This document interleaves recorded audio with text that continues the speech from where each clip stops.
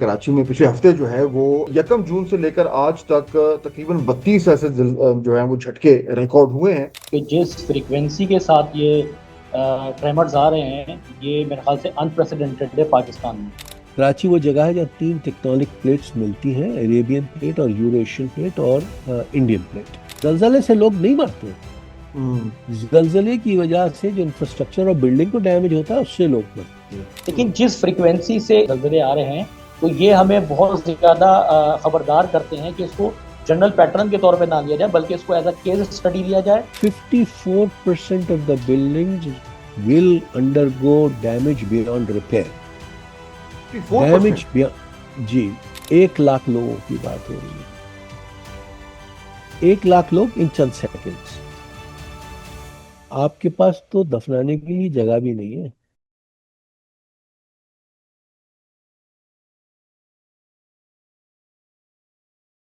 अस्सलामुअलैकुम, Fahad Hussain digital channel के साथ आज बहुत ही अहम हमारा पॉडकास्ट है।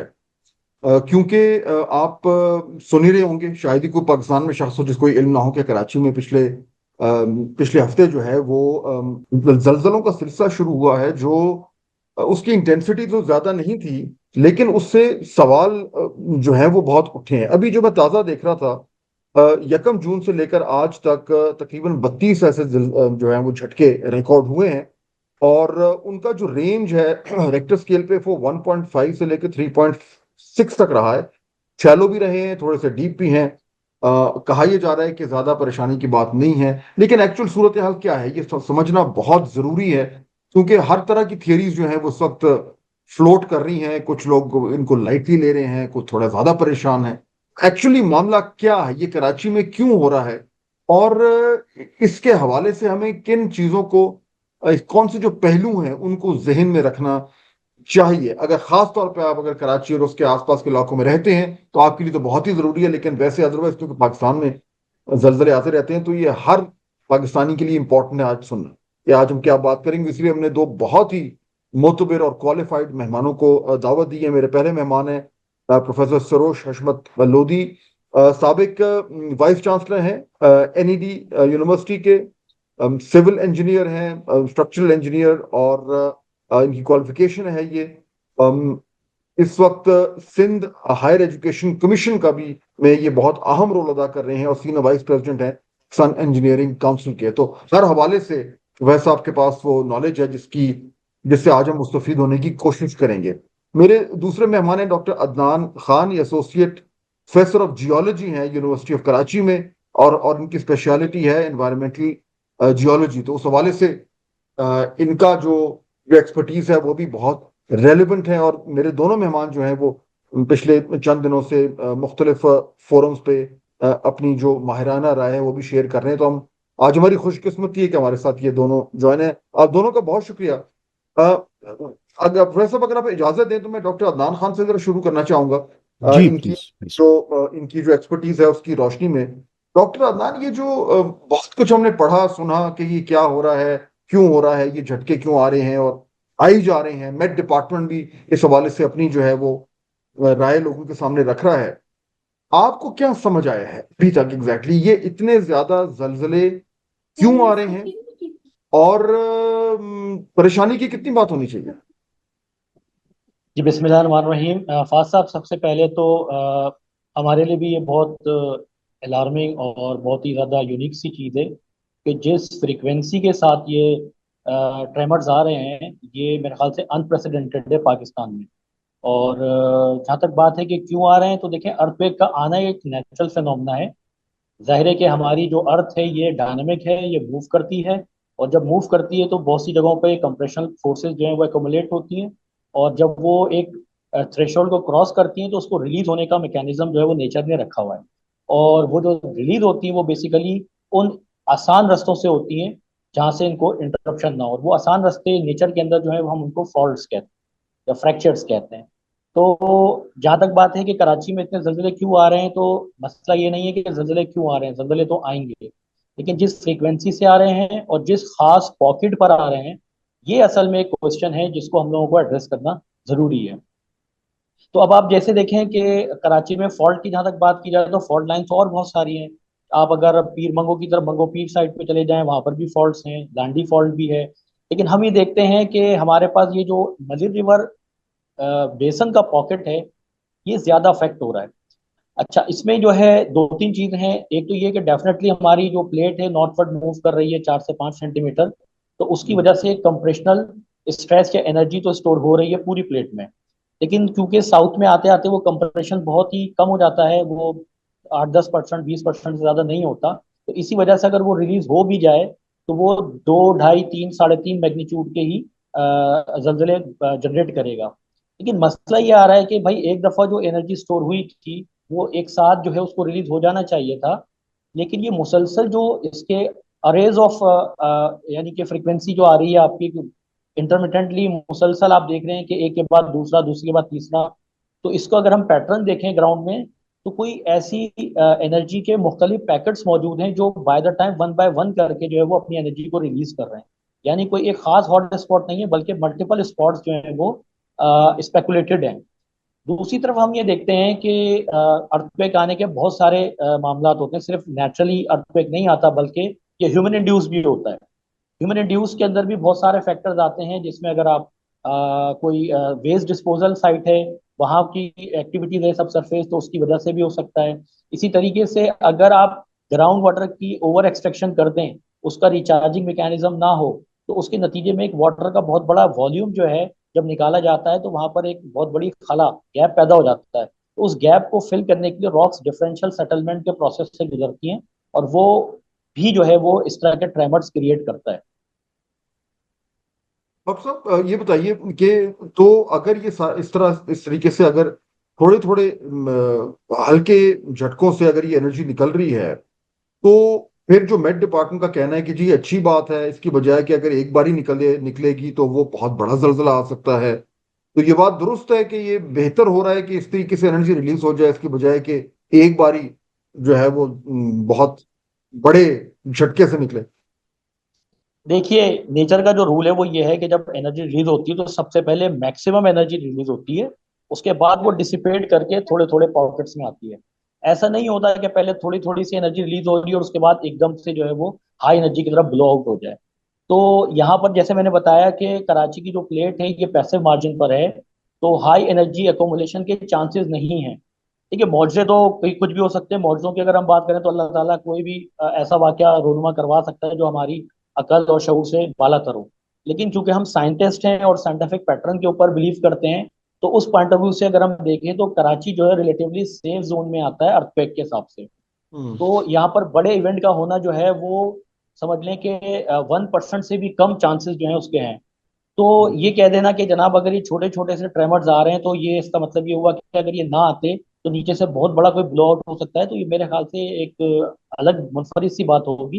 क्योंकि जब भी एनर्जी रिलीज होती है तो आप किसी एक टायर को अगर आप पंक्चर करें तो सबसे ज्यादा मैक्सिमम प्रेशर जो होता है वो अर्ली फेज में होता है। उसके बाद वो जब मैक्सिमम प्रेशर डाउन होता है तो आहिस्ता आहिस्ता ग्रेजुअली उसमें कमी आती है। ऐसा नहीं होता कि पहले कम आ जाए उसके बाद एकदम से ब्लो आउट हो जाए। तो यहाँ पर भी ऐसा ही है कि ये जो छोटे छोटे से एनर्जीज आ रही हैं ये हमें खुद इंडिया दे रही है इस बात का कि नीचे कोई बहुत बड़ा जो है प्रेशर या एनर्जी सोर्स है वो स्टोर नहीं है, बल्कि ये इसी रेंज के मैग्नीट्यूड के जो है पॉकेट्स मौजूद हैं। अब जरूरत इस बात की है कि अभी तक जो हमारे इदारे हैं उन्होंने वहां जाके कोई जियो फिजिकल सर्वे करवाए, टीआरएस सर्वे रन करवाए, किसी किस्म की सरफेस इन्वेस्टिगेशन की, जो कि अभी तक मुझे तो कहीं नजर नहीं आती। हम लोग सिर्फ जो है ऑब्जर्वेशन की बेस के ऊपर और स्पेकुलेशन की बेस के ऊपर इन तमाम चीजों को इंफर कर रहे हैं। लेकिन इस वक्त बहुत बड़ी चीज जो है जरूरी है वो ये है कि हम वहां जाकर एग्जैक्टली जो रियल ग्राउंड रियलिटीज है उसको देखें और सब सरफेस कंडीशंस को देखें। क्योंकि मैंने अभी कुछ लोगों से इंटरव्यू किया था, तो वहां पे मलीर के लोगों ने कहा कि सर हम लोगों ने वहां पे बोरिंग करवाई और पानी जो है वो चंद दिन के बाद एकदम से गायब हो गया। तो ये चीज हमारी समझ से बाहर है कि अचानक पानी कैसे गायब हो सकता है। तो ये तो वाली चीजें जो है इन्वेस्टिगेशन ये की। अलार्मिंग है। जी जी, बिल्कुल इन्वेस्टिगेशन की जरूरत है। और ये मैं गुज़िश्ता तकरीबन, क्योंकि मैं खुद ग्राउंड वाटर पे काम कर रहा हूँ 18 साल से, तो मैं देख रहा हूँ कि पिछले 10 सालों में और खासतौर पर पिछले 5 साल में तो एक्सपोनेंशियली एक्सप्लॉइट हुआ है पानी। और स्पेशली सबसे ज्यादा कमर्शियल लेवल पे हुआ है। तो इतनी ह्यूज अमाउंट में आपने पानी ग्राउंड से निकाल दिया है, और ऊपर से आपका जो रिचार्जिंग मैकेनिज्म है आपके सामने, क्योंकि यहाँ पे आपने सब पेव्ड कर दिया है, कराची को कंक्रीट का जंगल बना दिया, तो रिचार्ज नहीं है। तो जब पानी वहां पे रिहेबिलिटेट नहीं होगा, उसको सस्टेन नहीं करेगा, रिप्लेनिश नहीं करेगा, तो एक बहुत बड़ा कैविटी या गैप आएगा जो डिफरेंशियल सेटलमेंट की तरफ जाएगा। प्रोफेसर सरोज लोधी, आप भी इस मामले को देख रहे हैं, आपने कमेंट किया है। आपके लिए इसमें ये जो जो एक सीरीज ऑफ अर्थक्वेक्स आ रहे हैं, हल्के ट्रेमर्स आ रहे हैं, आपके लिए इसमें परेशान कुन फैक्टर है कोई? साहब, सबसे पहले तो आपका शुक्रिया कि आपने एक अहम मौजू की तरफ सबकी तवज्जो दिलाई है। और ये जाहिर है कि वैसे अर्थक्वेक्स बड़े स्केरी होते हैं, चाहे हम्म। छोटे हों या बड़े हों, और छोटे हों या बड़े हों। लेकिन जाहिर है कि अगर जमीन के नीचे से पाँव के नीचे से जमीन हिल जाए तो आपको एक लेवल ऑफ अनसर्टेनिटी बढ़ जाता है। साथ में यहाँ मैं बताता चलूँ कि वैसे तो जो साइंस है, ये साइंस बड़ी अनसर्टन सी चीज़ें होती हैं साइंटिफिक अक्सर। क्योंकि ये साइंस मेरे हिसाब से अल्लाह ताला के निज़ाम को समझने का एक इंसानी तरीका है, जो कभी हम सही समझते हैं, कभी हम सही नहीं समझ पाते हैं।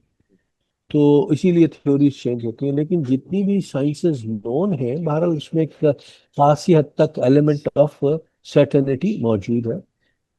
अनफॉर्चुनेटली जियोलॉजी, और मेरे ये यंग दोस्त मौजूद हैं, ये इसकी तायीद करेंगे कि जितना अनसर्टेनिटी जियोलॉजी में है, शायद किसी और साइंस के शोबे में ना हो। कोई भी हम्म। चीज आप जियोलॉजी में बहुत वसूख से नहीं कह सकते, क्योंकि अल्लाह ताला ने जो जमीन बनाई है वो इतनी वेरिएबल है कि हर इंच पे और हर कोने पे चीजें मुख्तलिफ हो जाती हैं। तो जो ये जलजलों का सिलसिला है, अनफॉर्चुनेटली इसमें भी कुछ ऐसी ही चीज है कि इसमें एक नहीं, बहुत सारी थ्योरीज हैं। हम्म। और अगर आप इस पूरे रीजन को देखें तो कराची जो है वो एक ट्रिपल प्लेट जंक्शन से बहुत दूर नहीं है। कराची वो जगह है जहाँ तीन टेक्टोनिक प्लेट्स मिलती हैं, अरेबियन प्लेट और यूरेशियन प्लेट और इंडियन प्लेट। और उसकी वजह से इसके अंदर यहाँ पर, और पूरे अगर आप देखें तो पूरे पाकिस्तान में north to south interplate boundary run करती है, और उसकी वजह से बहुत सारे क्रैक्स और फिशेस और फॉल्ट्स मौजूद हैं। हम्म। कुछ नोन है और कुछ अननोन है, कुछ एक्टिव है और कुछ बहुत अरसे से डॉर्मेंट है। अब अगर आप अच्छा, अगर आप इन सारी सिनेरियो को देखें तो जहां तक मैं इसको समझता हूं कि ये जितने भी जलजले आए हैं, ये नियर ईस्टर्न कॉर्नर पर आए हैं कराची के, मतलब गुलिस्तान जौहर, बिन कासिम, मलीर, ये ईस्टर्न साइड ऑफ कराची। इसमें से दो चार अर्थक्वेक ऑफशोर भी है। तो ऑफशोर होने का मतलब ये है कि शायद वो जो सबडक्शन का सिलसिला है, मैं हरगिज उसको रूल आउट नहीं कर रहा, लेकिन बहरहाल ऑफशोर अर्थक्वेक होने की वजह से शायद पानी की कमी का रीजन की के होना जरा सा कम नजर आता है मुझे। लेकिन अगर आप देखें तो अगर फर्दर हम ईस्ट में जाएं टुवर्ड्स इंडियन गुजरात, तो हम्म। वहां बड़े बड़े जलजले आए हैं। आखिरी जलजला जो था वो 26 जनवरी 2005 को आया था भोज में, हम्म। और वो बड़ा मैसिव था। अहमदाबाद में बड़ा डैमेज हुआ था उसकी वजह से। तो this area is not unknown to earthquakes. अब जो बात है कि ये छोटे छोटे क्यों आ रहे हैं, ये एक थ्योरी है जो कि इंटरनेशनल जर्नल्स में बड़ी लेवल पे पब्लिश भी हुई है। और इसके प्रोपोनेंट एक यूनिवर्सिटी ऑफ कोलोराडो बोल्डर के प्रोफेसर हैं जिनका नाम रॉजर बिलहम है। और रॉजर बिलहम साहब जो है वो इंडियन टेक्टोनिक प्लेट के माहिरों में समझे जाते हैं। और उनका ये कहना है कि अगर अगर ये कराची का ईस्टर्न एंड है और ये वेस्टर्न एंड है, तो यहाँ कोई सिलसिला, क्योंकि यहाँ बड़ा कॉम्प्लेक्स साइज्मो टेक्टोनिक मैकेनिज्म है, तो उसकी वजह से ये प्लेट का ये पोर्शन टूट गया है शायद, और ये हम्म। शायद एंटी क्लॉकवाइज रोटेट हो रहा है, सॉरी क्लॉकवाइज रोटेट हो रहा है। तो उसकी वजह से एक पोर्शन जो है उसमें ड्रिफ्ट है, और दूसरे पोर्शन में कंप्रेशन। जो मेजर अर्थक्वेक्स, जो मैसिव अर्थक्वेक्स आते हैं, वो कंप्रेशन की स्लिप या स्ट्राइक स्लिप की वजह से आते हैं, या सबडक्शन में कोई स्लिप होता है तो आते हैं। ये जो माइनर क्रैक्स हैं और बड़े तवातुर से आ रहे हैं, ये वो क्रैक्स हैं जो ऐसा लगता है कि ये ड्रिफ्टिंग पोर्शन ऑफ फॉल्ट है, और उसकी हम्म। वजह से ये टेंशन स्लिप्स हैं, इसीलिए छोटे छोटे आ रहे हैं।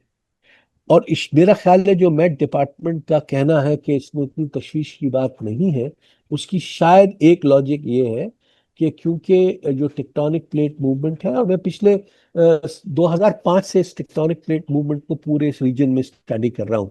और मेरा ख्याल है कोई 22-24 स्टेशन हैं जिसमें हम इसकी टेक्टोनिक मूवमेंट को जीपीएस के थ्रू स्टडी करते हैं। तो उसकी जो बिगर पिक्चर है उससे तो नजर ये आता है कि ये खतरे की बात नहीं है। लेकिन बहरहाल खतरे की बात हो या ना हो, इसको नजरअंदाज तो नहीं किया जा सकता। और जैसा कि कहा जाता है कि अर्थक्वेक्स डोंट किल, हम्म। जलजले से लोग नहीं मरते। हम्म। जलजले की वजह से जो इंफ्रास्ट्रक्चर और बिल्डिंग को डैमेज होता है उससे लोग मरते हैं। हम्म। तो सवाल यह है कि क्या हम अपनी बिल्डिंग्स को उस लेवल पे अर्थक्वेक रेजिस्टेंस प्रोवाइड कर रहे हैं जिसकी जरूरत है? That is a big question. Hmm. और अगर आप जितने अर्थक्वेक्स देखें जो आए हैं, या मैंने तो इनको सबको जीपीएस इनकी कोऑर्डिनेट्स लोकेट किए, they are hmm. All in the built up areas. Built up Gulistan-e Jauhar block 7, Gulistan-e Jauhar block 15, Bin Qasim. तो और यहाँ ये वो इलाके हैं जहाँ पे बिल्ट इंफ्रास्ट्रक्चर बहुत हैवी है। और कोई भी वसूख से नहीं कह सकता कि इसके अंदर साइज्मिक रेजिस्टेंस का वो चीज मौजूद है जो कि हाईली डिजायरेबल है। तो ये एक अलग एस्पेक्ट है। और being a structural engineer my self, and being the lead author of Pakistan building code and the seismic hmm. Provisions of Pakistan building code, मैं फिर भी मोहतात रहूंगा, और मैं इस बात को बार ये बार कहूंगा कि बिल्डिंग कोड की हाँ, एनफोर्समेंट बहुत जरूरी है। ये जो प्रोफेसर आपने बात की है कि अर्थक्वेक्स डोंट किल और जो इंफ्रास्ट्रक्चर है वो गिरता है, ये बड़ी ही इंपॉर्टेंट बात है। मेरे ख्याल में लोगों के समझने की बात है। और कराची के हवाले से तो इसमें बहुत ही तशवीश है, क्योंकि जिस तरीके से वहां पे बिल्डिंग्स खड़ी हुई हैं, जो वहां पे कोर्ट्स हैं। मैं जरा आपसे ना इस पे तफसील से बात करना चाहूंगा, लेकिन उससे पहले मैं जरा एक सेकंड डॉक्टर अदनान की तरफ जाऊं। डॉक्टर साहब, ये अभी आप जो बात कर रहे थे, मैं उसी से फॉलो अप, ये लोगों के जहन में एक सवाल है जो जो वो बार बार पूछ रहे हैं, और मैं चाहूंगा कि आप जरा उस पर थोड़ा सा कोशिश करेंगे, कुछ एक्सप्लेनेशन दे पाए। सवाल वो ये पूछते हैं कि जी, अगर ये वाकई में यहाँ पे जिस तरह अभी प्रोफेसर साहब ने कहा कि हमारी 3 प्लेट्स हैं, यूरेशियन, इंडियन और अरेबियन, वो यहाँ पे उनके करीबी हैं, और उससे जब ये प्लेट्स आपस में उनका जब आपस में रगड़ती हैं तो फिर ये एनर्जी रिलीज होती है। तो अ, अगर यही बात है और यही फॉल्ट लाइंस हैं, फिर ये जो अभी जो एक साइस्मिक एक्टिविटी हो रही है कराची में, कराची के लिए, ये पहले क्यों नहीं हुई? यानी अभी क्या चेंज हुआ है कि एकदम जो है वो इतने ज्यादा जलजले आने शुरू हो गए? अगर वाकई में ये साइस्मिक एक्टिविटी एक फॉल्ट लाइंस हैं, तो ये पहले भी होना चाहिए था। जिस तरह जापान में लोगों को पता ही होता है कि जी जलजले तो आने ही है। तो इस बारी मुख्तलिफ क्या है, ये लोग बहुत जानना चाह रहे हैं। देखिए फाद साहब, सबसे पहले तो यहाँ तक ट्रिपल जंक्शन का ताल्लुक है वो हमारे कराची के वेस्ट में मौजूद है। और अगर हम इसको एज्यूम करते हैं कि हमारे वेस्ट से एनर्जी आई है, तो फिर डेफिनेटली उसको कराची के वेस्टर्न पार्ट को जोल्ड करना चाहिए था, शाइवर करना चाहिए था, उसके बाद इसमें पहुंचना चाहिए। हमारा जो आपका अर्थक्वेक्स जो जनरेट हुई है ये एनर्जी हमारे ईस्टर्न पार्ट पे हुई है। अच्छा, जैसे डॉक्टर साहब ने कहा कि भुज का जो अर्थक्वेक आया था, तो बिल्कुल देखिए, भुज का जो अर्थक्वेक आया था उसको हमारी कराची जो है वो बेयर कर गया था। उसकी वजह ये थी कि बीच में नगर पार्कर का और ये सर पार्कर का जो एलुवियम आता है, इस एलुवियम ने सरफेस वेव को डिसिपेट किया एनर्जी को, जिसकी वजह से वो यहाँ तक पहुंच नहीं पाया। ठीक है, ओरिजिन उसका भुज था, और वहां से तो आप पूरे पाकिस्तान से कहीं भी उसके इम्पैक्ट कराची में आ सकते हैं। पॉइंट ये है कि जनरेट कराची में हुआ है, उसका जो फोकल पॉइंट है या उसका जो हाइपो सेंटर है वो कराची में है, और उसके जो इम्पैक्ट है वो भी उस खास पॉकेट में पड़ रहे हैं। तो ये हम्म। चीजें जो है हमें एक खास जगह पे कन्फाइंड कर देती है कि वाई ओनली द मली रिवर बेसन। तो इसके ऊपर देखें, जब तक हम काम नहीं करेंगे, रिसर्च नहीं करेंगे, उससे पहले जो भी बोला जाएगा वो एक स्पेकुलेशन होगी। हम साइंटिफिक बैकग्राउंड और ऑब्जर्वेशन और डाटा की बेस के ऊपर ही बात करते हैं। ये बात सर का बिल्कुल ठीक है कहना कि हमारी जो ये कराची एक आर्क है, एक मोबाइल, एक प्लेट है जो मुसलसल जो है वो क्लॉकवाइज मूव कर रही है, जिसकी वजह से हम्म। कंप्रेशन कंपोनेंट हमारे कराची में होता है। और वो जब रिलीज होता है तो वो in the form of earthquake या उसकी ट्रेमर की सूरत में होता है। लेकिन जिस फ्रीक्वेंसी से तवातुर के साथ एक खास पॉकेट के अंदर ये मैग्नीट्यूड और इस फ्रीक्वेंसी के ये जलजले आ रहे हैं, तो ये हमें बहुत ज्यादा खबरदार करते हैं कि इसको जनरल पैटर्न के तौर पे ना लिया जाए, बल्कि इसको एज अ केस स्टडी लिया जाए और इसके ऊपर डिटेल वर्क की जाए कि why these frequencies and along with the low magnitude earthquakes are being observed in the Karachi in the eastern pocket only.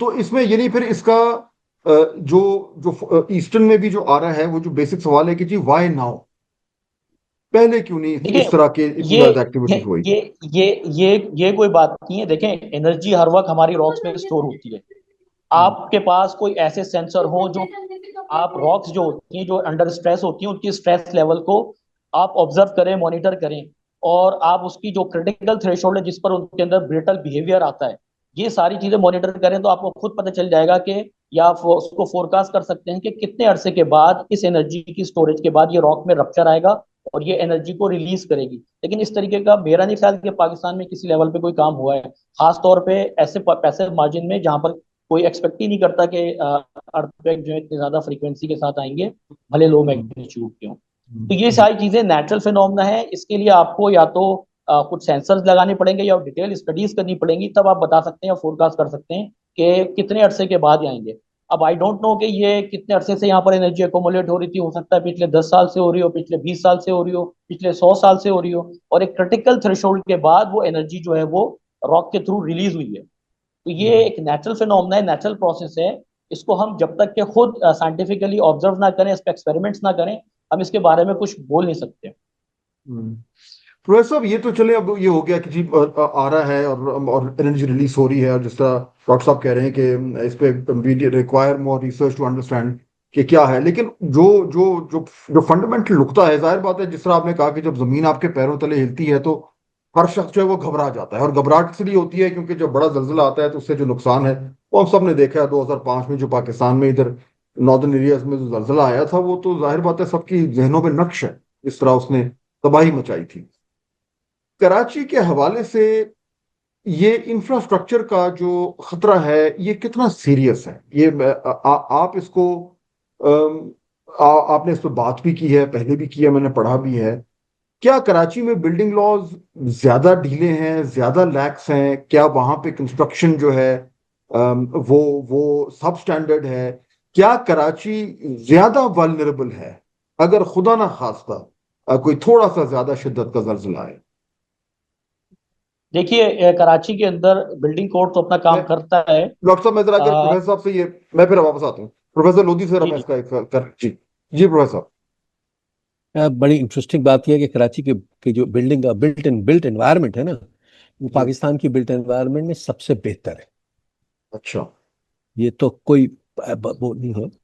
जो अगर मैं सिर्फ बिल्डिंग्स की बात करूं, और मैं बहुत मोहतात अंदाजा बता रहा हूं कि कराची पाकिस्तान में, पूरे पाकिस्तान में 92.5% बिल्डिंग्स आर नॉन इंजीनियर्ड, बगैर किसी इंजीनियरिंग इनपुट के बनी है। उसका हरगिज ये हम्म, मतलब नहीं कि बनाने वाला बेईमान या चोर था या नाकिस मटेरियल यूज किया था, बनाने वाला कम इल्म था।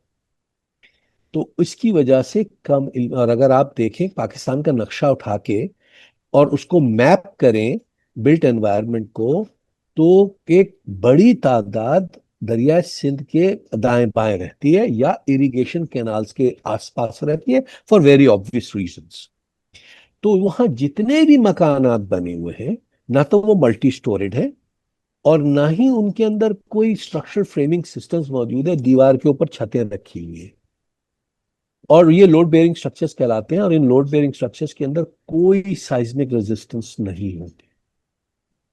अब आ जाए कराची में। कराची का में जो अर्थक्वेक के बिल्ड कोड की या बायलॉज का इतलाक शुरू हुआ है, वो 1970s में हुआ है। तो इसमें कोई शक नहीं है कि कराची की बिल्ट एनवायरनमेंट पाकिस्तान की बिल्ट एनवायरनमेंट के मुकाबले में बहुत बेहतर है। लेकिन उस बहुत बेहतर होने का ये मतलब नहीं है कि वो कंप्लीटली रेजिलियंट हो गई है।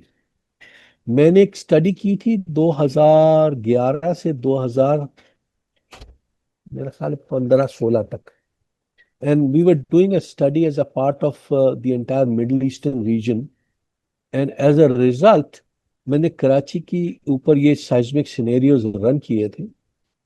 तो 54% of the buildings will undergo damage beyond repair। 54%? Damage जी, 54% का मतलब ये है कि अगर कराची में कोई तकरीबन मेरे हिसाब से 33 से 35 लाख बिल्डिंग है, तो उसका आधा कर लीजिए, तो 30 का आधा 15 लाख होता है।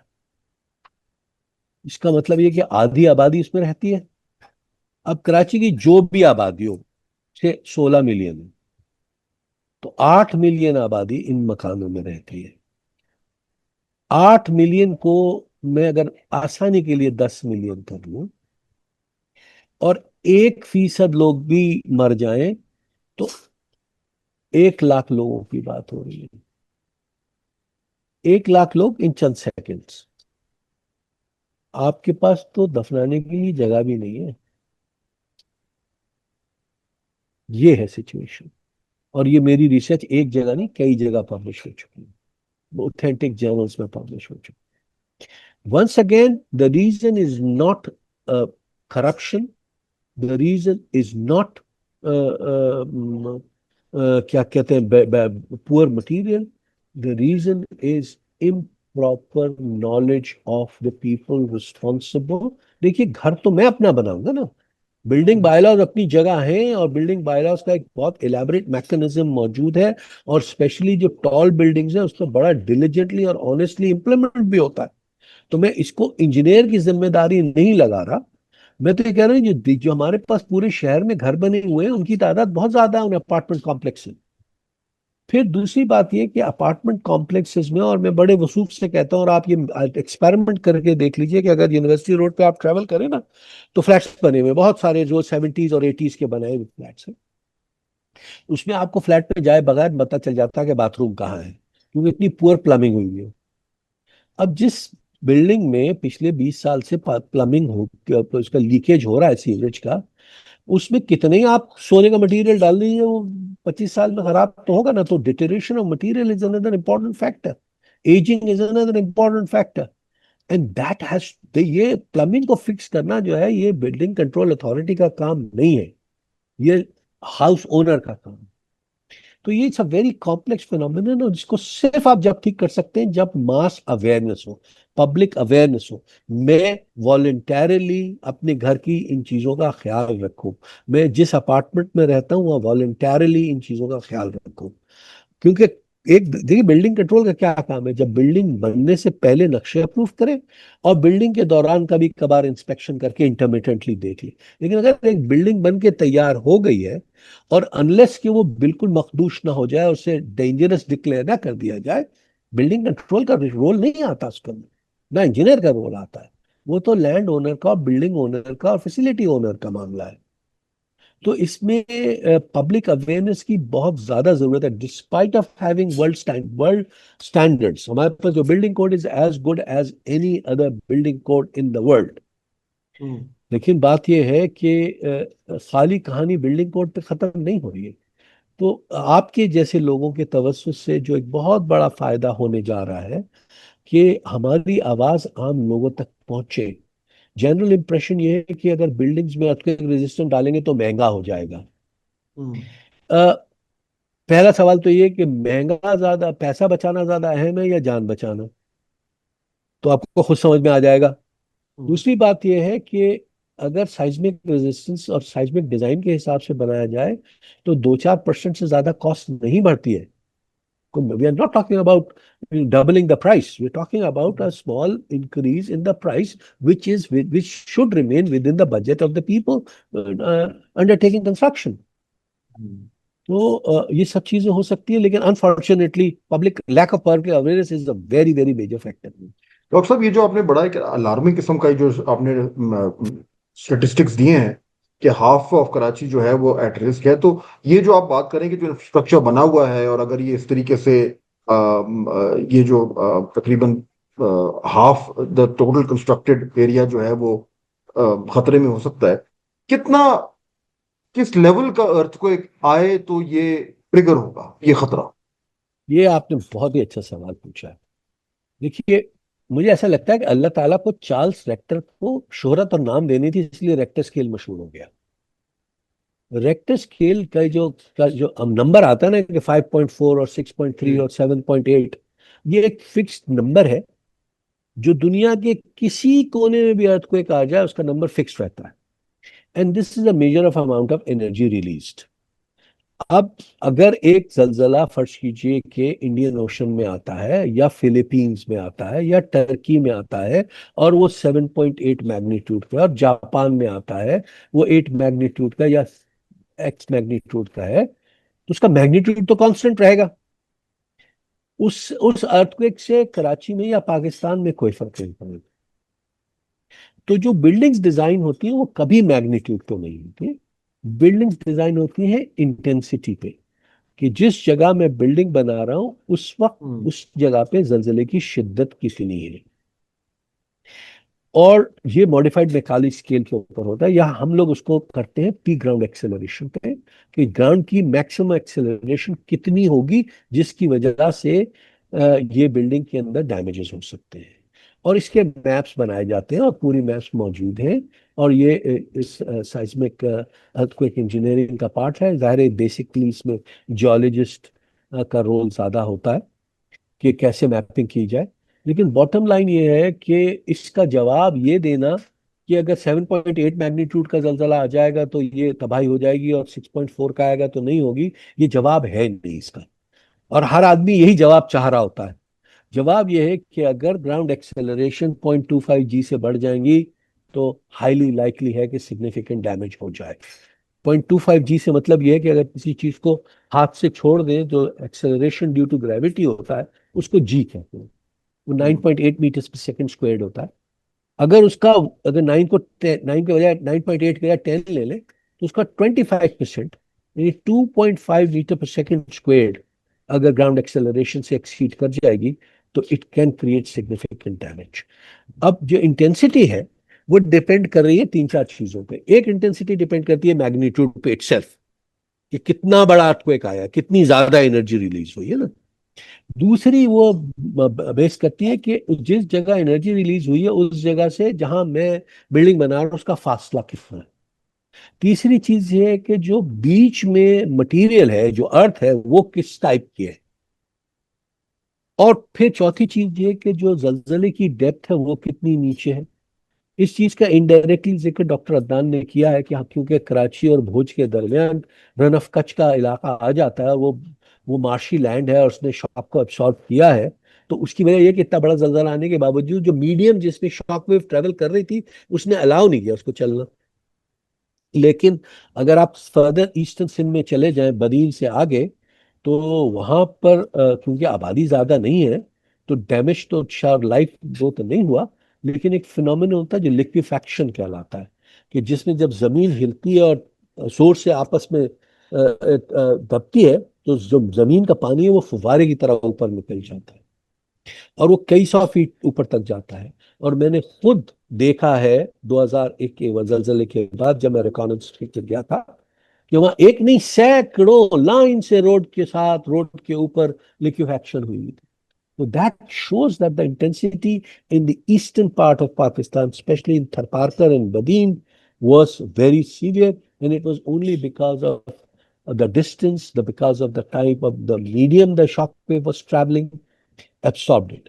तो इसका जवाब मैंने आपको इंतहाई कॉम्प्लिकेटेड करके दिया। मुख्तसरन ये कि जहां बिल्डिंग है उसकी ग्राउंड में जितनी एक्सेलरेशन होगी वो डिसाइड करेगी कि डैमेज होगा या नहीं। और एक्सेलरेशन के साथ एक और चीज होती है जो फ्रीक्वेंसी कहलाती है।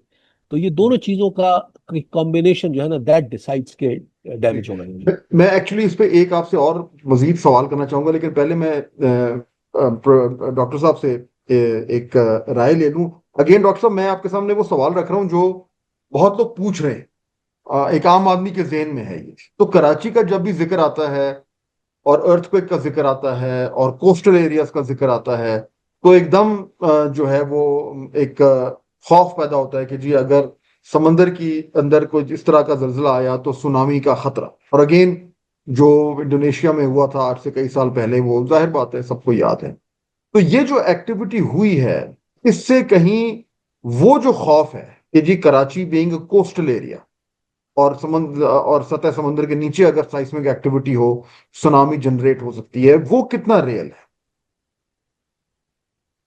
फाज साहब, आप मुझसे सवाल कर रहे हैं? जी जी जी, बट डॉक्टर अदनान। जी जी, फाज साहब, ऐसा है कि देखिए, ये जो सुनामी का कॉन्सेप्ट है इसको क्लियर करें।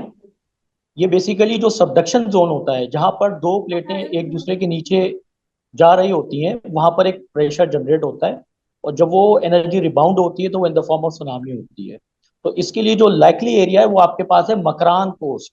इस चीज को समझे, बलूचिस्तान वाली जो साइड है, जहां पर अरबियन प्लेट यूरेशियन प्लेट के नीचे सबडक कर रही है, वहां पर अगर किसी किस्म का कोई कंप्रेशन जोन एक्सीड करता है उसकी लिमिट से, तो वहां पर एक सबसी अर्थक्वेक जनरेट हो सकता है और उसके नतीजे में वहां पर सुनामी आ सकती है। फॉर्चुनेटली कराची एक पैसिव मार्जिन पर मौजूद है। यहाँ पे किसी किस्म की कोई समंदरी प्लेट इंडियन प्लेट के नीचे राइड नहीं कर रही, कोलाइड नहीं कर रही, जिसकी वजह से किसी किस्म का कोई कंप्रेशन जोन बनने के चांसेस ही नहीं है। तो जबकि चांसेस ही नहीं है कंप्रेशन जोन बनने के, तो सुनामी जनरेट होने का सवाल ही नहीं पैदा होता। मैं थोड़ा सा अपने यंग कुलीग से डिसएग्री करता हूँ। जी जी भाई साहब। 30 जून 1940 में एक सुनामी जनरेट हुई थी, और जैसा इन्होंने फरमाया कि वो मकरान कोस्ट में ही जनरेट हुई थी और वहीं जनरेट हो भी सकती है, कराची के पास नहीं हो सकती। लेकिन वो इतनी बड़ी सुनामी थी, and this is recorded in the literature.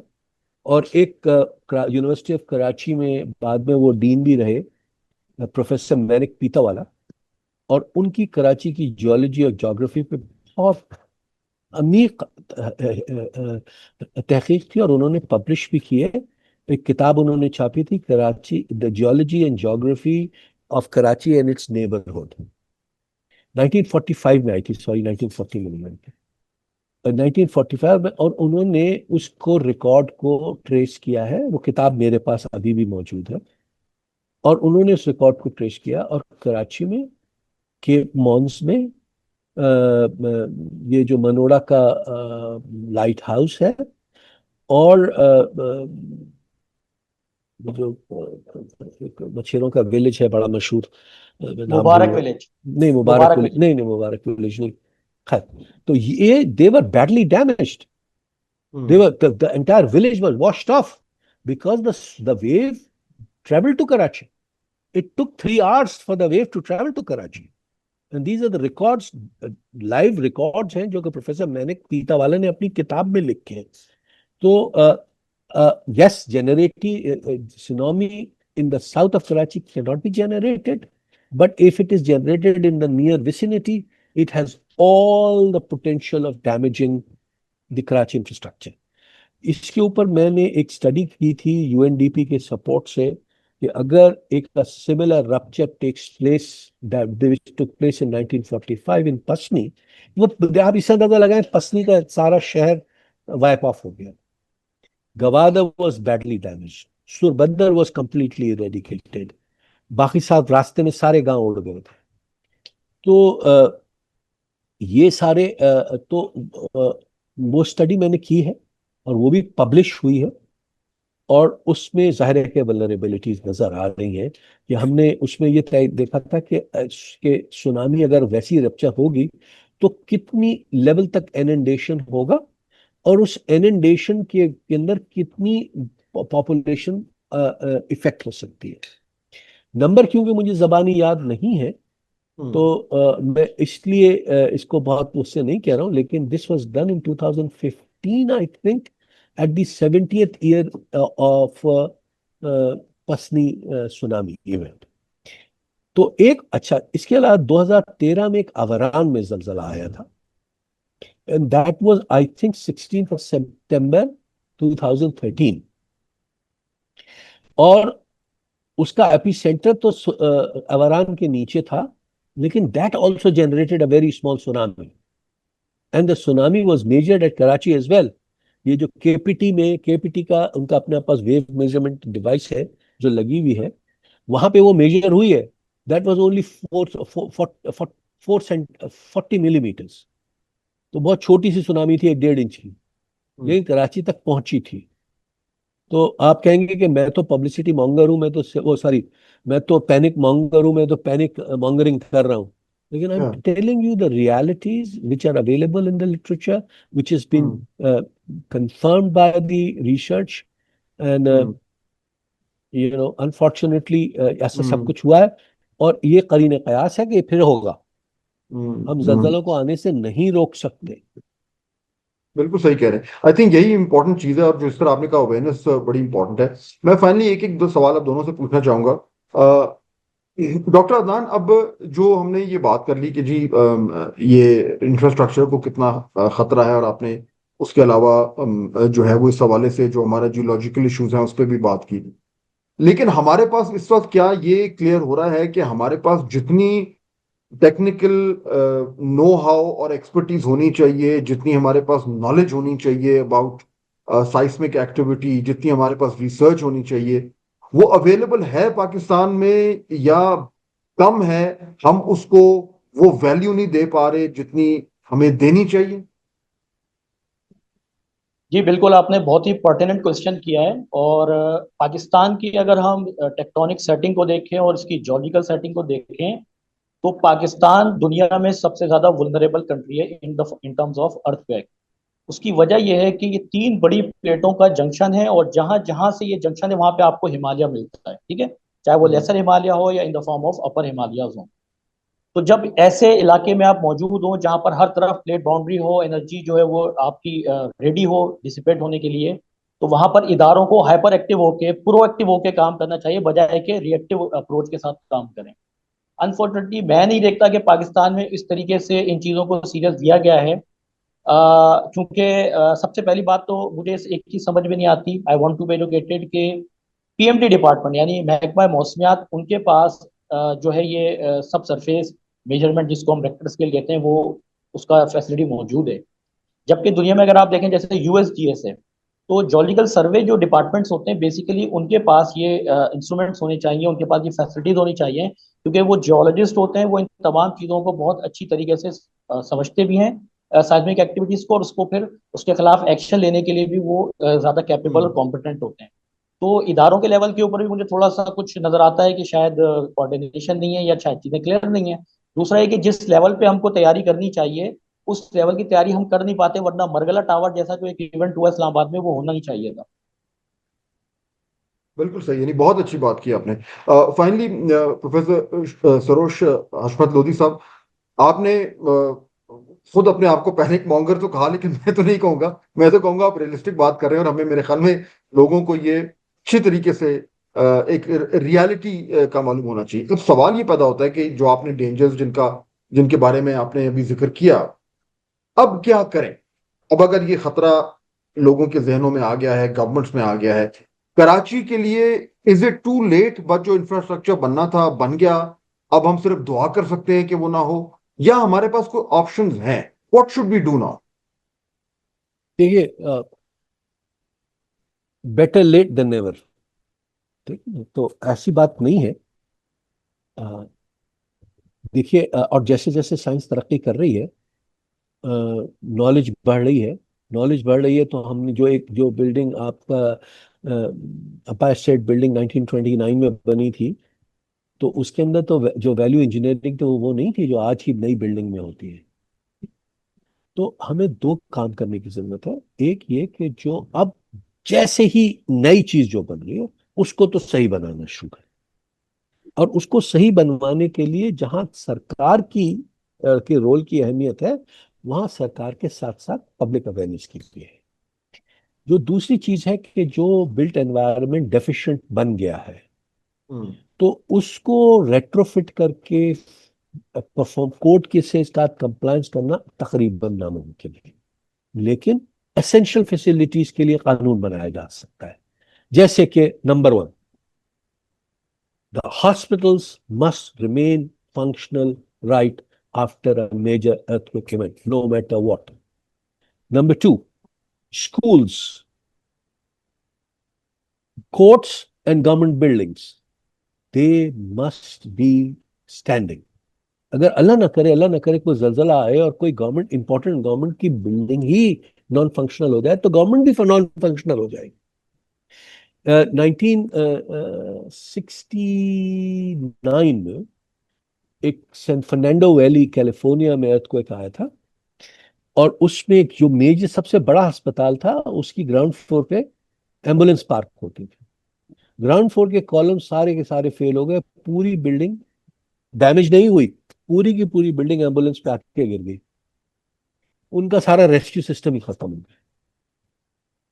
तो इन सब चीजों की जरूरत है कि हम प्रायोरिटाइज करें कि नई चीज में तो कोई वायलेशन की इजाजत नहीं दी जाएगी, लेकिन जो बन गई है उसमें हर चीज को नहीं कर सकते। वॉलंटरी मैकेनिज्म हो सकते हैं, गवर्नमेंट की सपोर्ट हो सकती है, गवर्नमेंट की यानी फॉर इंस्टेंस अब मैंने अपना रियलाइज किया कि मेरी प्राइवेट जो प्रॉपर्टी मेरा घर है, I want to make it seismic resistant. अब उसमें जाहिर है मेरे पास इतने वसाइल नहीं है कि मैं जेब से अपनी सारे के पैसे, तो क्या कोई तरीका ऐसा लोनिंग का हो सकता है कि जो सॉफ्ट टर्म पेमेंट्स पे हो सके, कि मैं कहूँ ठीक है मैं अपने घर को ठीक कर रहा हूँ और मुझे, क्योंकि मैं सिर्फ साइजमिक रेजिस्टेंस के लिए कर रहा हूँ, अपनी तज़ीन और आरइश के लिए नहीं कर रहा हूँ, तो मुझे आप 10 किस्तों के बजाय 50 किस्तों में वो पैसे वापस ले लीजिए। some sort of system can be designed to encourage people to go towards that thing। और जो एसेंशियल फैसिलिटीज हैं उनको प्रायोरिटाइज कर लें कि hospitals, schools, government important functionary buildings, they must remain functional. अच्छा, सिर्फ एक चीज कहूंगा, मैं थोड़ी सी लंबी बात कर रहा हूँ कि जो अब बिल्डिंग कोड्स हैं वो परफॉर्मेंस बेस्ड है। परफॉर्मेंस बेस्ड है, आप पहले डिसाइड कर लेते हैं कि इस बिल्डिंग को हमें किस परफॉर्मेंस लेवल पे डिजाइन करना है। नॉर्मली बिल्डिंग जो होती है वो लाइफ सेफ्टी के लिए डिजाइन होती है। लाइफ सेफ्टी से मुराद ये है कि we allow damage to happen but the damage is not beyond repair. So बाद में स्ट्रक्चरल रिपेयर्स के साथ स्ट्रक्चर को खड़ा किया जा सकता है। दूसरी एसेंशियल फैसिलिटीज होती है जिनके लिए हम ये कहते हैं कि इमीडिएट ऑक्यूपेंसी। इमीडिएट ऑक्यूपेंसी का मतलब ये है कि खिड़की का शीशा वीशा टूट जाए तो एक अलग बात है, लेकिन बिल्डिंग फंक्शनल रहनी चाहिए। तो ये इस तरह गवर्नमेंट डिसाइड कर सकती है कि for instance civil hospital must remain functional and this is a government property, government invest on that civil hospital to make it, to remain it functional। and when I say remain functional, it doesn't mean किसी building को retrofit करके strengthen करना है। उसका सारा का सारा oxygen supply system, उसकी इलेक्ट्रिसिटी, अगर बिजली के तार गिर गए तो फिर हॉस्पिटल फंक्शन नहीं रह जाएगा ना। तो उसको नॉन स्ट्रक्चरल डैमेज को भी देखने की जरूरत होती है। अब एक बहुत तवील सिलसिला है, मैं यहीं पे खत्म करूंगा। I'm very passionate about it. We have the capacity to do it। और जो सवाल आपसे अदनान साहब से किया था, पाकिस्तान में इस कोई कैपेसिटी नहीं है।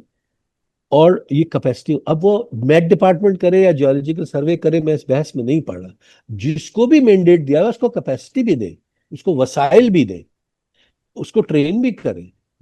तो अगर अगर अच्छा, इस सिलसिले में फिर वंस अगेन 2005 के बाद जो पाकिस्तान है वो बड़ा डिफरेंट है। ठीक है, उसकी बड़ी हैवी कॉस्ट हमने पे की, इतनी बड़ी तादाद में लोगों की जानें गई, नुकसान हुआ, सब कुछ हुआ, लेकिन एटलीस्ट दो एक फाल इदारे तो बन गए ना। एनडीएमए है, पीडीएमए है, डीडीएमए है। अब उनकी फंक्शनैलिटी और एफिशिएंसी के ऊपर है, लेकिन मैंने उसके जो नेशनल डिजास्टर मैनेजमेंट ऑर्डिनेंस है उसके ऊपर बड़ा स्टडी किया और उससे अच्छा मेरी नज़र में बन नहीं सकता था। और पीडीएमएस और एनडीएमएस बहुत अच्छे काम भी कर रही है। अब कोविड में ही देख लीजिए, तो कोविड में प्राइमरीली रोल तो एनडीएमए और पीडीएमए का था ना, and they provided a reasonable support to the government and the people. तो बस यही है कि ये ऐसी चीज है कि जो जिसके लिए हमें हर वक्त तैयार भी रहना चाहिए, और साथ में दुआ करनी चाहिए कि अल्लाह ताला हमारी हिफाजत करे। आमीन आमीन। बहुत शुक्रिया आप दोनों का, मेहमानों का, प्रोफेसर सरोज हशमत लोधी साहब, डॉक्टर अदनान खान साहब। मेरे ख्याल में ये बड़ा इंपॉर्टेंट था, जिस तरह आपने बिल्कुल दुरुस्त कहा कि awareness is the key thing. तो हमारी कोशिश ये है कि इस तरह के प्लेटफॉर्म्स को इस्तेमाल करके और लोगों तक आपकी बात पहुंचाई जाए। मेरे ख्याल में आज की गुफ्तगू सुनकर बहुत ज्यादा लोगों की मालूमात में इजाफा होगा। तो मैं I am really very grateful to both of you. Thank you so much. और इस दुआ के साथ आज का पॉडकास्ट खत्म करते हैं कि हमें जरूरत ना पेश आए, इस तरह का को ना आए, लेकिन उससे साथ साथ हमें प्रेपरेशन जो है अपनी तरफ से वो पूरी करनी चाहिए। Once again thank you very much both of you. अस्सलाम वालेकुम। बहुत बहुत शुक्रिया फाद साहब, thank you very much. Okay, thank you sir.